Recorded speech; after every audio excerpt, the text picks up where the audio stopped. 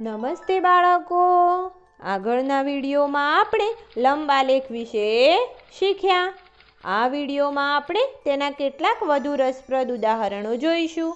પરીક્ષા પૂરી થઈ ગઈ અને ઉનાળુ વેકેશન શરૂ થવાનું છે, પરંતુ તે પહેલાં એક મહત્વપૂર્ણ દિવસ આવવાનો છે, પરિણામનો દિવસ. આજે બધા બાળકો તેમના પરિણામ પત્રક મેળવવા માટે શાળાએ આવ્યા છે. રાજુ, જુઓ મને કેટલા સારા ગુણ મળ્યા છે.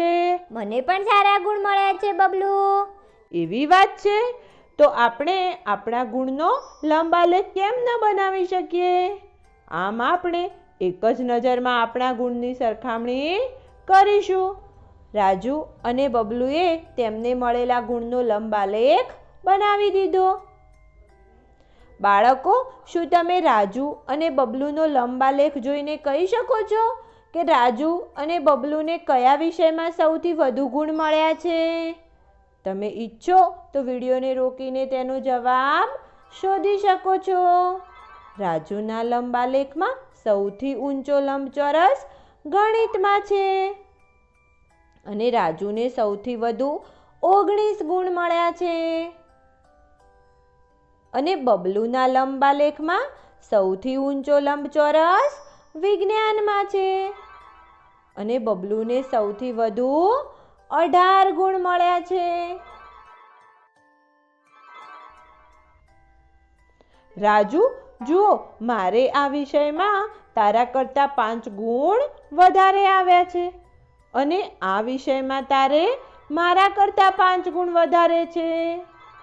બાળકો, શું તમે કહી શકો કે બબલુ કયા વિષયોની વાત કરી રહ્યો છે? જો આપણે ધ્યાનથી જોઈએ તો બબલુને ભૂગોળમાં 17 ગુણ અને રાજુને 12 ગુણ મળ્યા છે. તેથી ભૂગોળમાં બબલુને રાજુ કરતાં 5 ગુણ વધુ મળ્યા છે અને અંગ્રેજીમાં બબલુને 12 અને રાજુને 17 ગુણ મળ્યા છે. તેથી અંગ્રેજીમાં બબલુને રાજુ કરતાં 5 ગુણ ઓછા મળ્યા છે. રાજુ, જુઓ, તારા આ વિષયના ગુણ આપણને બંનેને મળેલા ગુણમાં સૌથી ઓછા છે. બાળકો, શું તમે કહી શકો છો કે રાજુને કયા વિષયમાં સૌથી ઓછા ગુણ મળ્યા છે? રાજુ અને બબલુના લંબાલેખમાં રાજુના લંબાલેખમાં વિજ્ઞાનમાં બનાવેલ લંબચોરસની ઊંચાઈ સૌથી ઓછી છે. તેથી રાજુને વિજ્ઞાનમાં સૌથી ઓછા 10 ગુણ મળ્યા છે.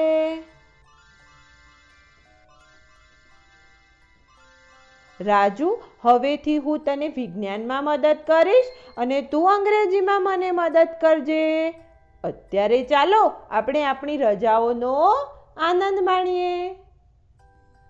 બાળકો, આ વિડીયોમાં આપણે કેટલાક રસપ્રદ ઉદાહરણો દ્વારા લંબાલેખ વિશે વધુ શીખ્યા. હવે પછીના વિડીયોમાં આપણે આને લગતી કેટલીક સામાન્ય ભૂલો જોઈશું.